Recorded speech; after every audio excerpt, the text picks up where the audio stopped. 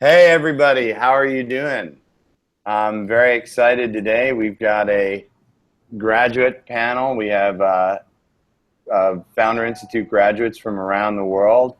Right now, the Founder Institute is enrolling founders from over 20 cities across the US, Latin America, and Europe. We have 3 graduates from the program that are going to join us in a moment. I presume many of the people on the webinar today will have some questions. If you have any questions for me or for any of the graduates, hopefully for the graduates, you can ask them in the chat. My team will review them and put them on, and I'll help get them answered for you. Very quickly about the Founder Institute, we take people who are at the beginning of their entrepreneurial journey, usually before they have a minimum viable product ready, and we put them through a 3.5-month-long program, and out the tail end of which comes a well-formed company pursuing a good market, building some great technology, and changing the world. If you've already been accepted in the program, we generally recommend that you enroll earlier rather than later. A number of our programs have actually come in full or oversubscribed. In different cities, we have some incentives to enroll by the early admissions deadline as well. So what I'll say is that in general, the program is very hard. We'll be talking about that with the grads today. And the more time you have to prepare, the better it is for your success. So I'm going to start inviting graduates on the screen momentarily. Again, remember, questions in the chat. So why don't we start out with Francois from MakerBloks. Why don't you come on screen there, Francois? Hey, everyone. Hi there. Hey, everyone. Hey. Now, I have kids, and you know I love what you're doing.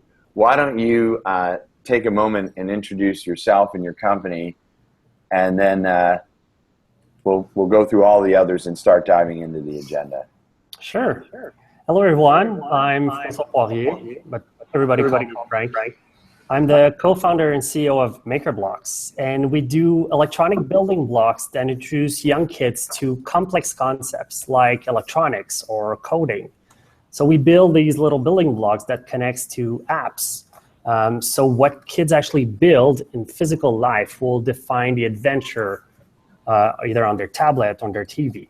So it's really a fun way to engage kids into STEM subjects and hopefully grow them into new engineers or get them interested in robotics. It's a very interesting product to work with because we work with kids and they are ruthless judges, which I hope everybody can have as their mentors and advisors. Yeah. Well, you just finished Techstars last week, and you've also raised a few $100,000 through crowdfunding, correct?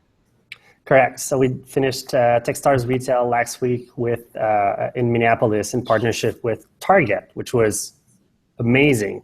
And yes, we closed an angel round last fall, and we're currently raising our initial seed round in order to launch MakerBloks with our new retail partner.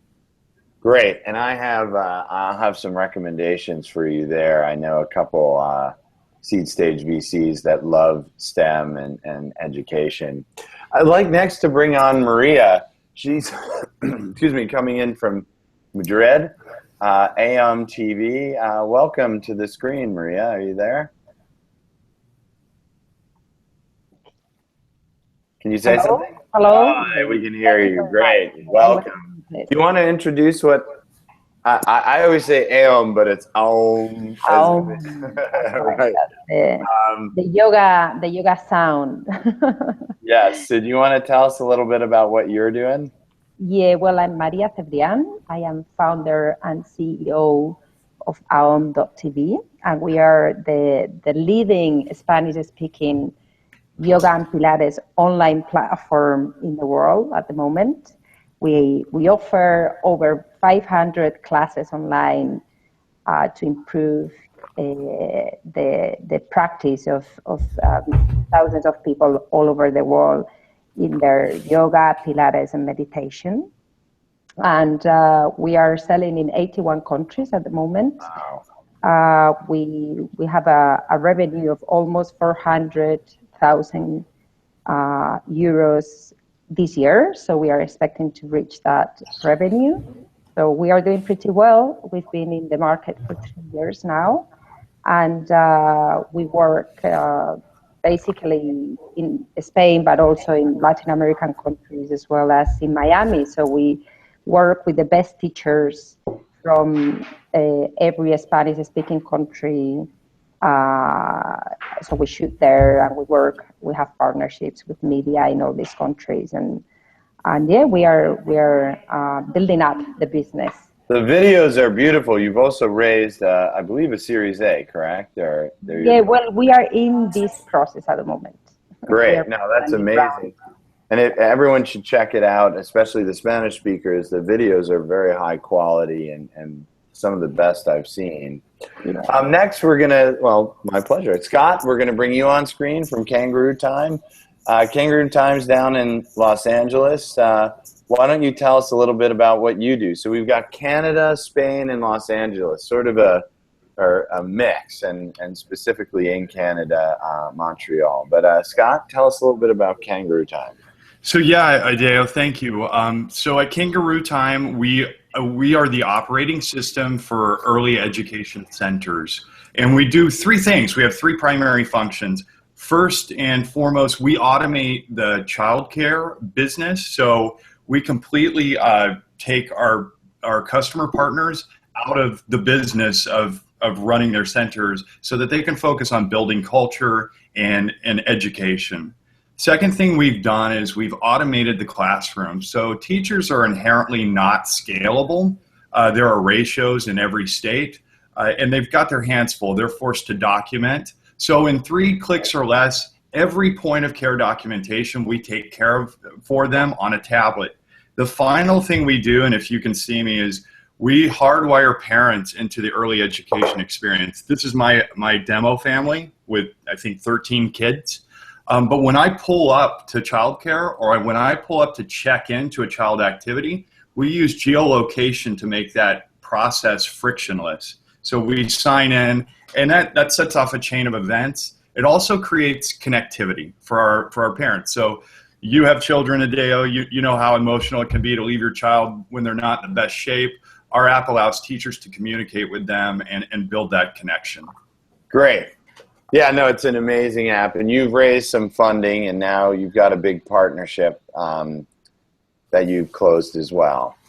We've closed a couple of franchise players. We'll have more than 500 centers live by the end of the year, and our goal is to have 5,000 by the end of 2017. We've raised more than $1 million, and we're currently in early talks with our future Series A investors. Yeah, and all 3 of you are amazing graduate companies. Thank you for taking the time. Now, for the people who are watching online, if you have questions, type them in the chat. We'll get to them because we're really doing this for you. So one of the I just want to sort of start out with, and anyone can take this. You know, you're all pretty far along. You know, revenues, customers.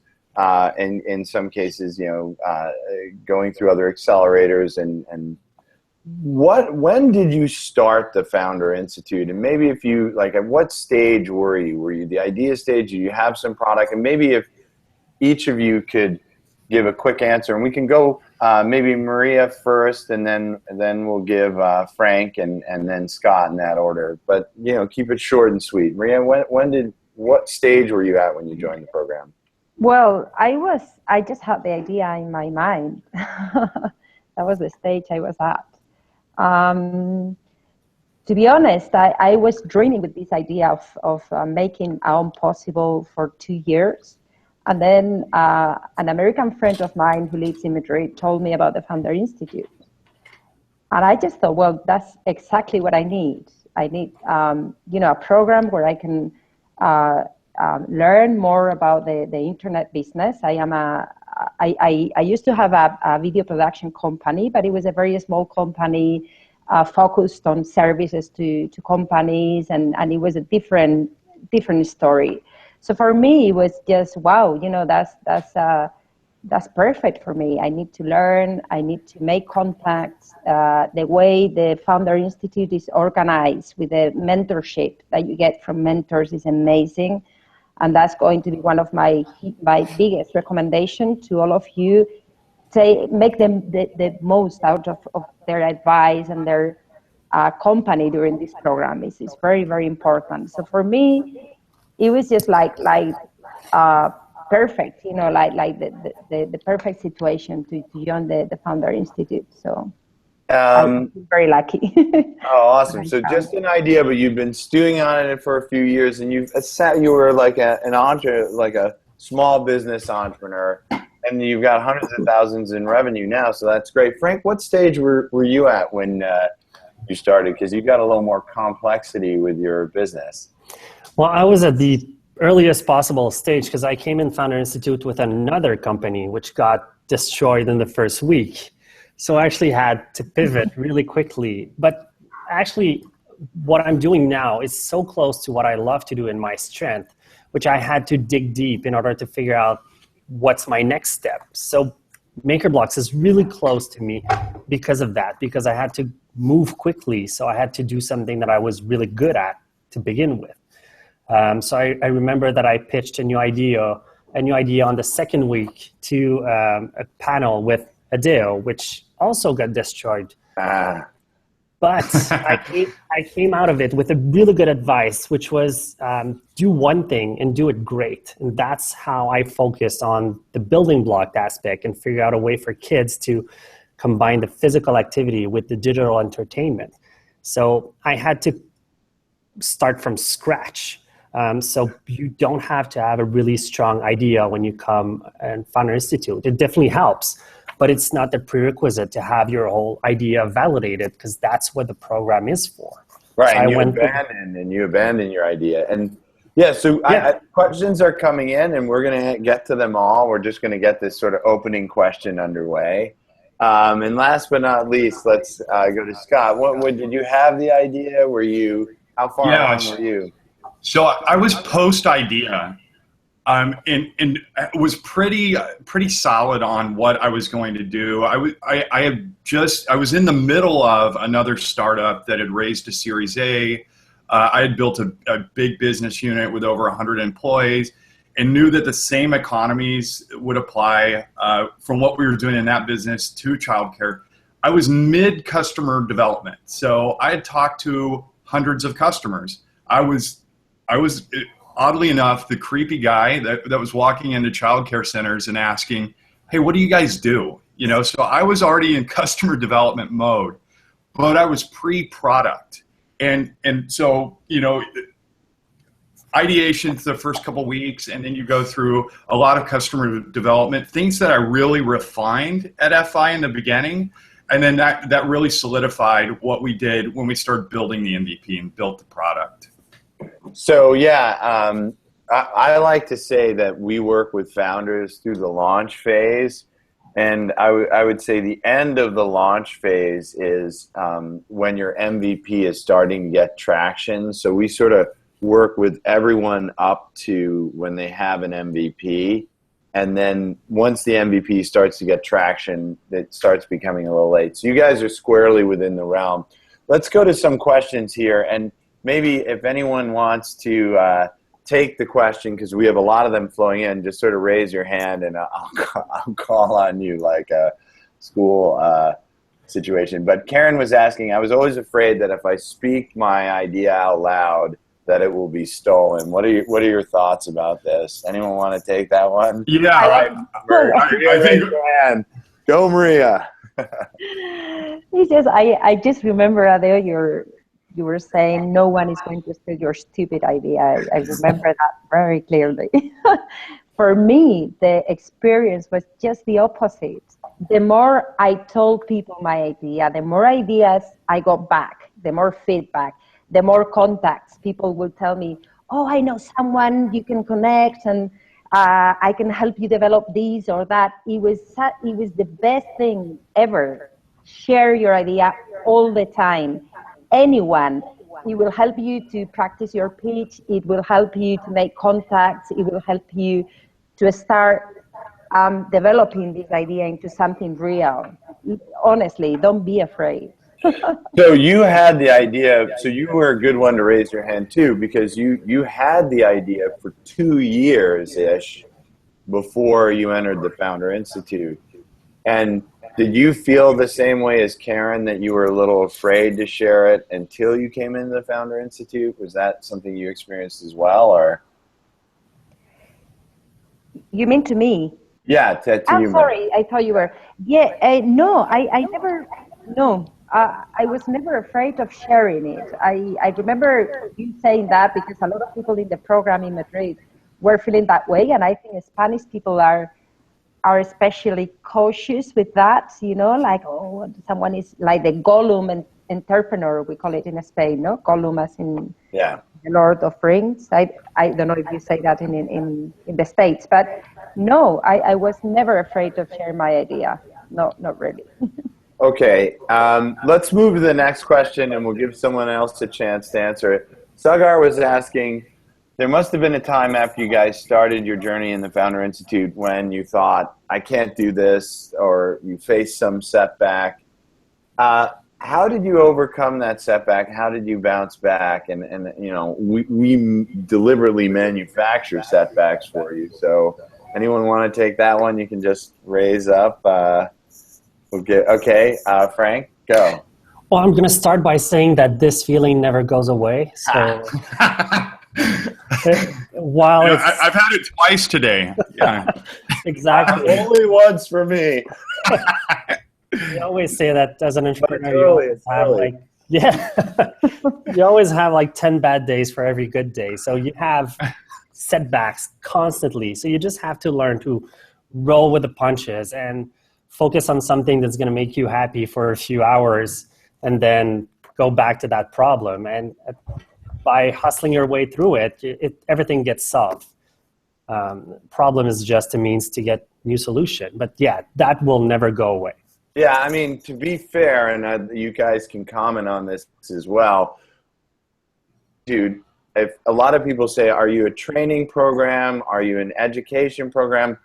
I like to say we're a little bit training, maybe, I don't know, 15, 20%, but we're like 80% conditioning, right? And so we actually create those stressful moments for you that you need to overcome within the program. Now, maybe Scott, do you want to talk about some of the situations that the Founder Institute put you in? And yeah, you know, so there's nothing like executing in a business that could ever be duplicated. I mean, this is a daily crisis of confidence. You know, every day you're faced, even when things are great. I sometimes look at an email and think, you got to be kidding me. There's no.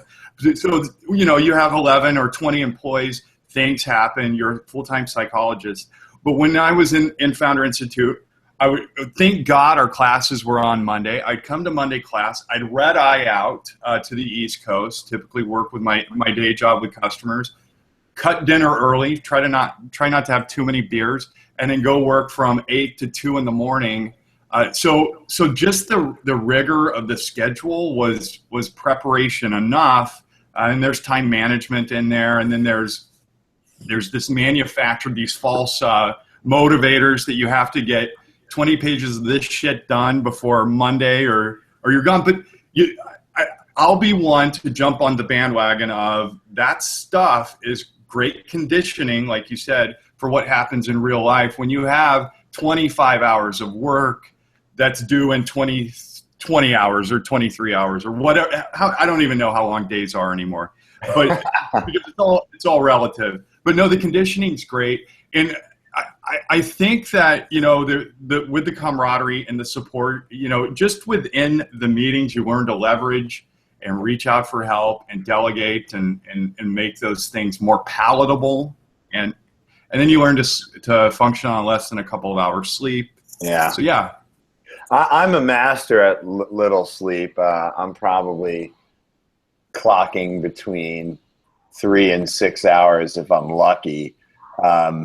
So let's go on to some other questions, though, not lament the tough stuff. So there's Mohammed was asking a question.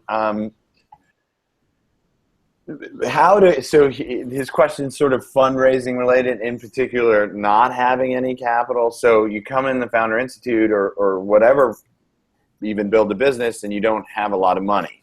So how can I implement my idea if I don't have a ton of capital on hand? And was FI helpful there? Does someone want to kick that one off? Maybe raise their hand. Okay, Frank, you want to go first, and then? Yeah, I'm going to start because what I do is actually very costly because we have these hardware blocks that needed full hardware development, and then we partner with developers to build online content. So we have like the worst of two scenarios. But my MVP was built with 30 cents. It was actually 3 pages of color cards that I drew, printed. And so I tested the idea with cards, with kids, to see if the concept works. So the concept of an MVP, how can you do the minimal viable product? And I emphasize on minimal. I did that on pieces of papers to validate, do kids like to assemble color shapes in order to have a reaction, which was me. I was the reaction. So funds is a relevant term in terms of try to figure out how can you minimize the cost to a minimum to have the effect that you're trying to get with your product, with your concept, and then build on that based on the feedback of your customer. So every iteration is going to cost a little more, but your first one should cost close to nothing. Right, and I mean, so anyone want to add to that? Maria, you seem... Yeah, I had the same experience. I just built up an MVP with, I think it was 10 videos that we produced ourselves. We just, we hired this guy in India to make like a very simple web page just with the videos, and start sharing that to all our friends, everyone we knew in the social networks, and we started to test the product and get feedback from people and see, what do you think? You know, do you like it? Did you find it useful? It was a very simple version of what we have now, obviously, but it got us started, you know, and that's a very important point. Just do something, start with something, start getting information from users right now, you know, from the beginning. So it was just the same experience as you. Did both of you do that? It sounds like you probably both did it during the actual Founder Institute 3.5 months. Is that correct? That's correct, yeah. Awesome. Yeah, so you get the program, the mentors will give you suggestions. I have a guy in my class building solar panels, and he's like, I can't build a solar panel. I'm like, you know, that isn't expensive, right? Because manufacturing a small batch of solar panels is very expensive. So we said, you know, manufacture or make something that looks like it, right, out of plastic or wood, and try and see the installation process and try and figure out the other stuff about it without actually having the solar energy. And he started working on that. So there's always ways to test something without, you know, making the final product. There's a lot of questions coming in, so I'm just going to keep going. Maria, this one's for you. And so how scalable could a company like AOM be? Isn't it only local in some city? And some people were asking similar questions. And you know, you had mentioned your revenues earlier, so it sounds pretty scalable to me, but I'll let you take that. Well, in our case, I mean, we thought about AOM in a very global perspective from the beginning. So we knew that we wanted to scale the company very early. So we decided to shoot with the best teachers wherever they were. So we went to Mexico, we went to Miami, you know, as soon as we had money, we started shooting content, local contents. You know, if we were going to reach the American-speaking, the Spanish-speaking Americans or the Mexicans or the Chileans, we will go there, start making contacts there, start shooting there right from the beginning as soon as we had the opportunity to do it. So for us, without making like a huge effort, we've managed to get 30% of our clients are in Latin America at the moment. Right, and you're in Spain, so that's quite yeah. So yeah, it hasn't been all that difficult. we are implementing a specific strategy now to reach the Mexican market, for example. So we are hiring a country manager there, and we are traveling there, and we are focusing the energy there. But to start with, you can reach a lot of people through just social networks, Facebook, Instagram. Everyone is everywhere at the moment. So it's not all that difficult to reach people from other countries. We got another question from Mohammed. I'll leave that now to the two gentlemen, whoever wants to take it. There's a decent bit more questions, and don't be shy with your questions. We'll get to them. So I want to fulfill my dream of being an entrepreneur. How do I find the strongest team to implement the idea? And has FI been helpful in finding those team members? Scott or Frank, anyone want to take that one? Yeah, so for me as a non-technical founder, finding my CTO was a miracle. So I think you have to establish some sort of inertia or momentum before your recruiting efforts will even start to pay off. I went to my current CTO and recruited him before I joined FI. And he said, I do not want to do your stupid daycare center software. He was working at 3DR, and he had done his own startup and had a big exit. So he could do whatever he wanted. And then as we gained momentum and won a contest, he came back to me and said, because of course I was pushing it to him on Facebook, look at all this momentum. He came back and said, I can do some part-time. And within a month from him going part-time, it went well. So that concept of recruiting the best and the brightest, if you're lucky and you have a connection with somebody you've worked with in the past, great as a co-founder. But you're not out there proving yourself or gaining traction so that you can gain investors. It's also helped a lot in recruiting. We have 11 right now, and if I could hire every A player that wants to work for us, we'd have 40. And many of those are just kind of on a wait list as revenues come in. But gaining momentum and having kind of a positive presence in your marketplace, that gives you the opportunity, just kind of the hunting license to go find great people. Before that, it's very hard. It's almost a miracle if you do find a great CTO that can crush code, and his code contribution skills are great. That being said, the number one rule for recruiting great people is traction and vision. Yeah. How many people do you have, Frank? And then how many people next? And then Maria, what are you at now in your head count? Now we're only 5 people, but we're currently a little bit like Scott. We have right now world-class players who are in line in order to join us the minute we can afford them. And by afford is simply to be able to give them a secure payday, because you'd be surprised how much A player don't require that much capital. They just want to join winning projects. They have the big picture in mind, and they just want to join winning players. That's great. Maria, where are you in your head count right now? Yeah, we are 14 people in the team at the moment. And I can say like almost all of them started part-time. Even like I had a similar experience with our CTO, who is an amazing guy. And he started like 2 hours a week. That's it. And he fell in love with home.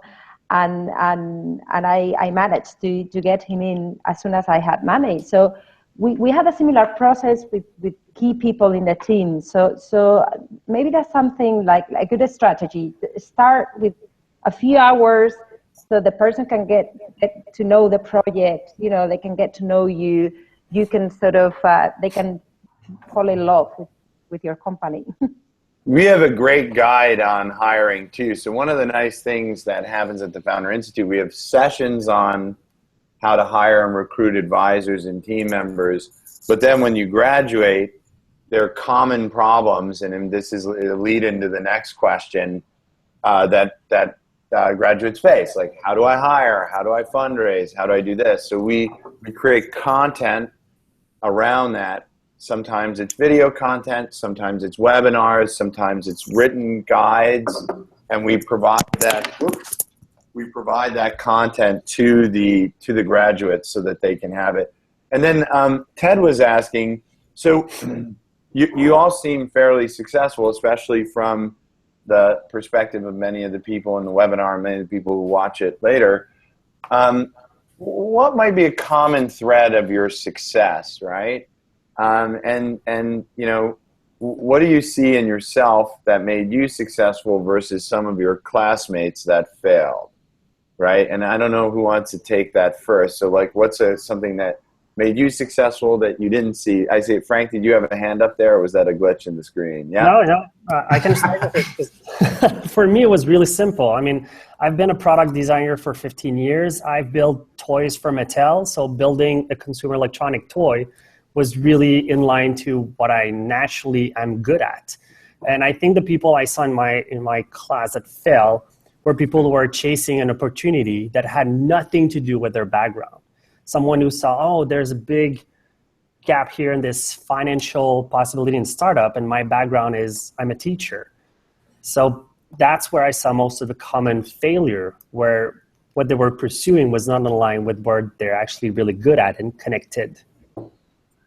So, go Scott. Yeah, I'll add to that. So for me, I think it was just this quick reckoning that I had to deal with self-awareness. So I'm a salesman. I'm great at creating culture. I get people excited about stuff, but I suck at organizational structure. So my first hire was Patrick, who is he's militant about organizational structure. He keeps the back end of our business nice and tight. But yeah, I had to come to grips with that concept of self-awareness, know where my strengths were, hire the next 3 or 4 people around me that could really make up for those deltas where I'm not very strong. And technically that was, and with product, I'm not like Frank, I'm not a product guy. Though I tend to think I'm one, but just having that self-awareness to know I need to hire great people to really fill in my deltas. And Maria, do you have any comments, like what made you successful and maybe some of your peers struggle? Yes, and well, I feel a bit similar to what you were saying before. Is really that for me, it was a chance to bring together yoga and video production, which was, my passion. But now, 3 years down the line, I feel that it's more like the purpose that is really pushing me forward, and to have a lot of energy and a lot of hard work. It's not only passion, because passion makes everything a little bit like splashy or foggy. I don't know how to say this in English, but purpose is something much more important, to achieve that, because it gives you a lot of focus and it keeps you positive, when things go wrong. I don't know if you get my idea. Yeah, Sorry, yeah. my English. No, I get it. It was very clear. And in fact, I think all of you brought up in different points today, and this is a really important thing, this concept of self-awareness. Frank, you brought it up. You came in with one business and you sort of came in and then switched it to something that was more in line with yourself, which is sort of a step in self-awareness. And you were just talking, Maria, about how you realize that these two things you really love came together in this business, and so that's a form of self-awareness. And you were pretty just explicit about it, Scott, saying that, hey, I'm a good sales guy and I needed to round myself and realize where my weaknesses were.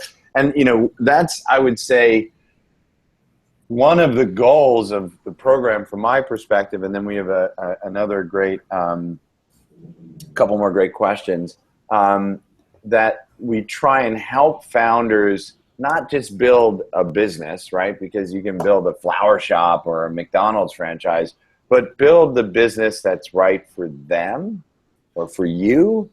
And that's a big difference, right? Because sure, I could give you 100 business ideas, and if you did them, you'd make money, right? But then you might not be very fulfilled. And I think that's sort of a key thing finding that fulfillment. And so, sort of in a related question from Neil, how do you reconcile that original vision? This is a little bit of what you were talking about as well, Maria, and with your idea and company, and then the stream of feedback that you're getting that causes you to adjust, right? Because I don't think any of you did exactly what you thought you were going to do. It's changed a little bit over time. So Neil was asking, how do you reconcile that with the feedback? So Adeo, you don't. The market reconciles that. So back to self-awareness. As you're pitching these things, as you're going to mentors, and when they're telling you they don't care about your stupid effing idea, the market's regulating your idea and pivoting that original concept that you're trying to execute on. But there is that very important quality that you have to be able to understand that, take that, and then execute on something that's better. When we started, our revenue model was way different, and then we got led into becoming revenue cycle management partners with our customer. That took me a month to just get my head around. Why would people pay me to do their billing and not just pay me for the software? And it's turned out to be the best decision we've made, and we really wrestled with it. It took a long time to actualize that into execution. Anyone else want to comment on that? I mean, it seems, Frank or Maria, reconciling your vision? Yeah, well, in my case, it was more about the product. The business model is being kept. It's a subscription-based model, and it's been kept like that, like for 3 years. But in terms of the product, I was very reluctant to introduce Pilates in the product, but then the users started asking for it. We want Pilates, we want Pilates. So we ended up opening like a Pilates collection of videos, and it's working really well. So, you know, that's just a tiny example, but you will get a lot of feedback.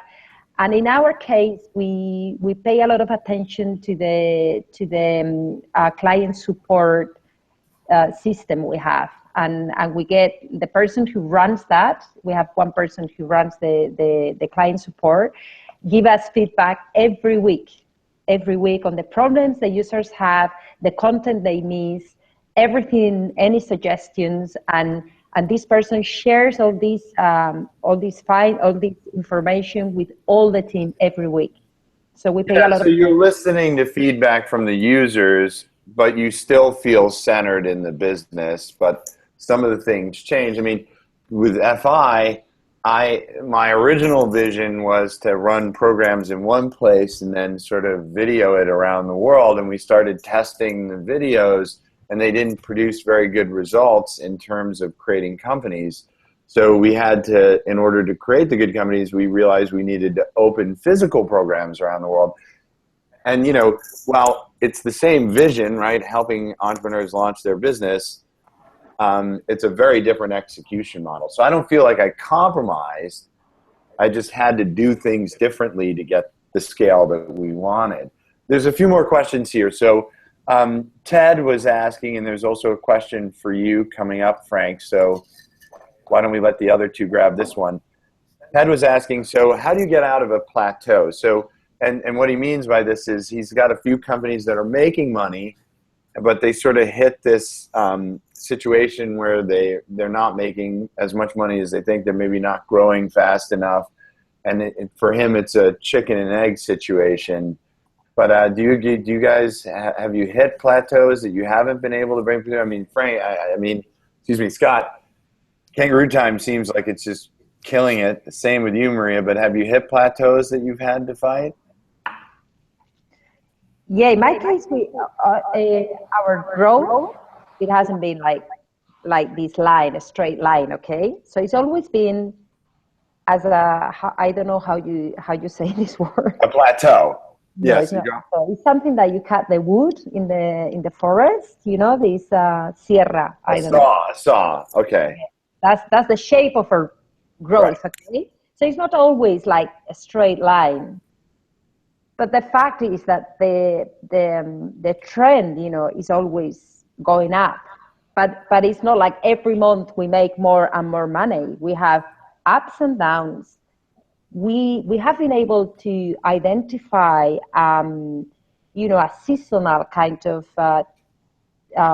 trend. Do you understand that? Like, we know the good months for selling now. We know the bad months. We have a pattern now, and it's very important to work with that and to be very aware of your strength and when is the opportunity to sell. And each market, each business has their own opportunities in that way. So as long as you find this growth pattern, you are going to have ups and downs. It's so impossible to get like a straight. I don't know what you think about that, you guys, but Scott, do you want to respond? And then Frank, we got a question coming up for you. Scott? Sure. So yeah, as you know, former lifetime career in distribution, I always look at plateaus as there are a couple of answers. So you can turbocharge distribution and really hire sales guys and measure the unit metrics of, if this guy's in territory, can he close 10 deals a month, and can I duplicate him and how many times? And then sometimes your macro, sometimes you just you saturate the macro, so you've got to evaluate how big your macro is and what the TAM opportunity is. But I think the most important thing to do is look at product. So if you've hit a plateau, do you have a massive product issue, and what can we do to address that? And I think that's where you go right back to the basics and customer development, and go to your customers. Something we like to do once a quarter. Hey, what would you like to see? Just really get aggressive with customer development. Try to find answers. So those three areas, you're covered. And if you can't fix it, there might be time to look elsewhere. Yeah, I think that's a great idea, going back to your customers and saying, what are we missing? What could we do better? Because at the end of the day, if you're doing what they want and there's enough of them to your total addressable market point, then you should grow. Antonio was asking Frank, Antonio from the audience, what can happen if I only have a patent but I don't have the qualifications to build the first version because I'm not a programmer? Will I still be able to participate? And if will there be value there? And I guess he's asking you, Frank, because you're a product guy. But anyway.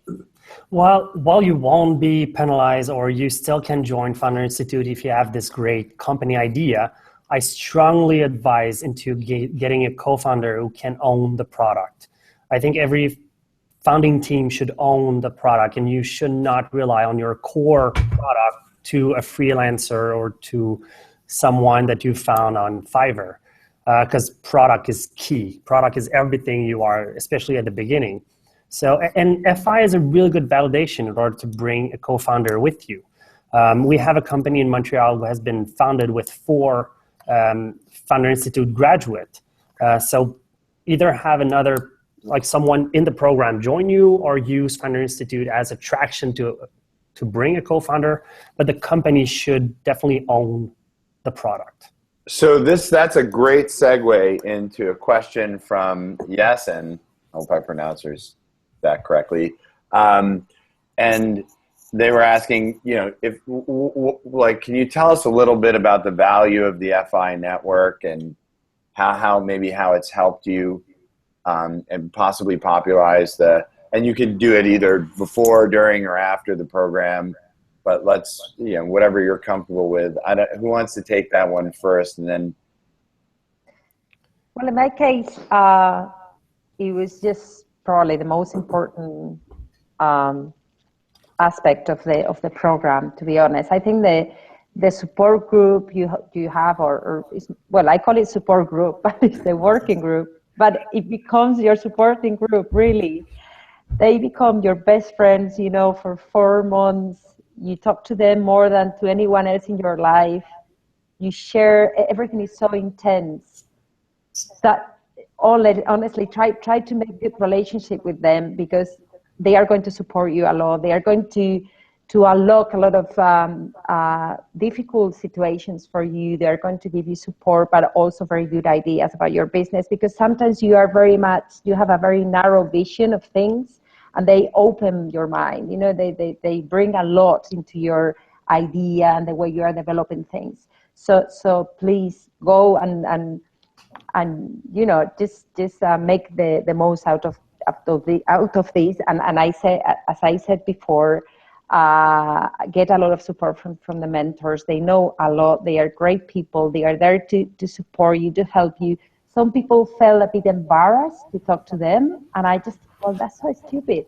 Go. They are here. They want to do their job. You know, it's part of their program.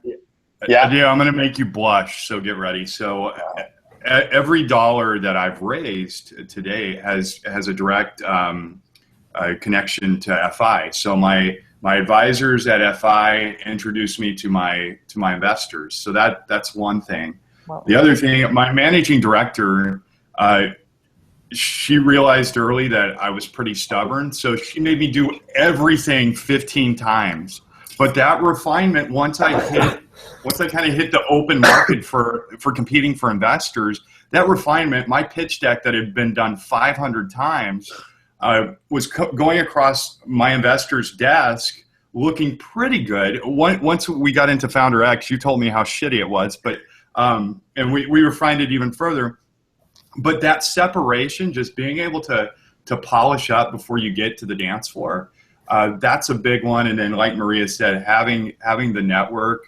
So entrepreneurship is a sickness, right? So you treat it like you're about to battle cancer. You need help. You need support. You need people to run down to the store for you, feed you, everything. So FI kind of gives you the boilerplate therapy group to initiate that journey. And then, do you want to add anything, Frank? And then we'll do the last question. I agree with everything. Having your support group as a FI, it's a group of people that I can say literally anything, something that I can't share with my girlfriend, with like something I can share with my investors, or so this is the one place where you can be totally open with all your fuck ups, with everything that is going wrong and right. But having this support group is priceless. So my last question for you guys. So this is designed for people who've been applied or mostly accepted into the program. And, you know, they're making a decision now to come in and, you know, they want to see that they can be successful in the program, right? Hopefully.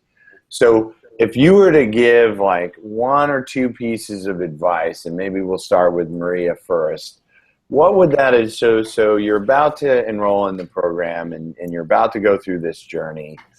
How best can they take advantage of either the program or their journey?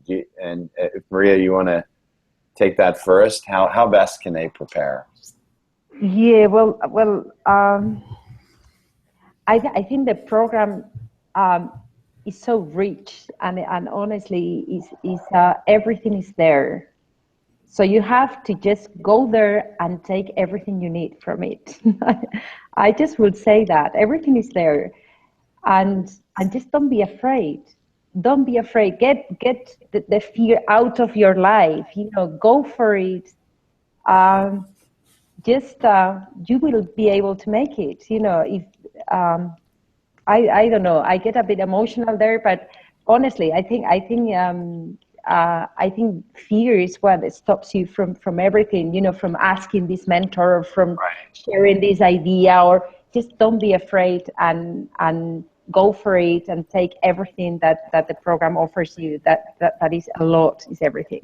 Well, you've done great by doing that. Maybe we'll do Frank next and then Scott. Yeah. For me, it's really, don't be afraid to ask. Talk about your idea all the time and ask. People are so eager to help, and the network of Founder Institute is so large that just ask. People are you will be surprised by how many doors can be open if you just ask. And that's the power of the network that Founder Institute brings you. Well, and we're all here to help, right? That's why we do it. And last but not least, Scott? Yeah, so something that we talk about every day at Kangaroo Time is a culture of sharing. So that means distribution team is there to help. Our tech team, our engineers are relentlessly prioritizing our customers and wanting to help. And that's the thing about entrepreneurs is I've been very amazed with these great entrepreneurs that have great pedigrees. That's my phone, by the way. That have these great pedigrees that are willing to spend time with an early stage guy that's really done nothing. Because it's this culture of sharing that's inherent with entrepreneurs, and be ready to kind of invest in that, because it's a two-way investment. Like Maria said, you need to be willing to be vulnerable and go in and have the ability to live through a filleting by Adeo and then come back and improve. And back to why we do these things, be mission driven. You're not charged to start this business so that you can go make a lot of money, or so that you can go and employ 11 people. You're doing it so you can change the world, and you've been given a gift or an idea, and you should prioritize executing on it and feel like you have to, that it's your mission, and the people at FI are there to push you along. Well, I got to say, so I love grads and I love you guys. All your products and services are amazing. Like, just to remind you, you got Frank from MakerBloks. Should definitely check them out. It's this cool way of doing circuitry for children. You got Maria from AOM.TV, AOMM, just for the spelling in case you don't know. And that's a beautiful, beautiful videos of Pilates and yoga, and really, really just amazing. And then Scott, last but not least, of Kangaroo Time.